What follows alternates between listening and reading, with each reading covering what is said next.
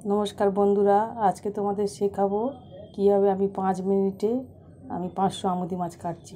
দেখো, প্রথমে মাছগুলো একটা একটা করে নিয়ে হাতের সাহায্যে, কোনো বটি ফটি কিচ্ছু লাগবে না, মাথার কাছটা ধরে টেনে এরকম ছিঁড়ে দেবো, ব্যাস। দিয়ে মাছগুলোকে চুবড়ির মধ্যে নিয়ে ভালো করে ঘষে ঘষে চটকে চটকে ধুয়ে নেবো। দেখো পরিষ্কার হয়ে গেলে। এবার চারা মাছগুলো দেখো কীভাবে আমি আঁশ ছাড়িয়ে, কোনো ছাই টাই কিচ্ছু লাগবে না, আঁশ ছাড়িয়ে নেবো একটা একটা করে।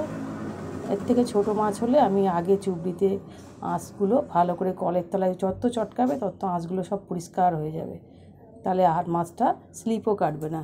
প্রথমে কলে ভালো করে চটকে চটকে ধুয়ে নিতে হয়, ওতে অনেকটা আঁশও চলে যায়। তারপরে এইটার সাহায্যে তাড়াতাড়ি হয় খুব, ঠিক আছে।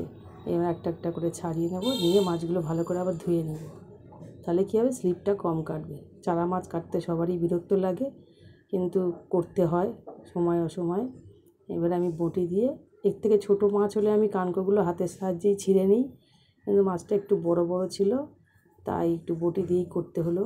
কানকো ফুলকো আমি হাতের সাহায্যেই খুলে দিতে পারি। একটা একটা করে মাছ বটি দিয়ে আমি কেটে নেব।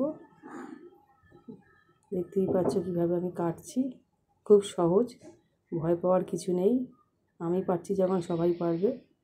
দেখো, আমি হাতের সাহায্যেই পরিষ্কার করে নিচ্ছি।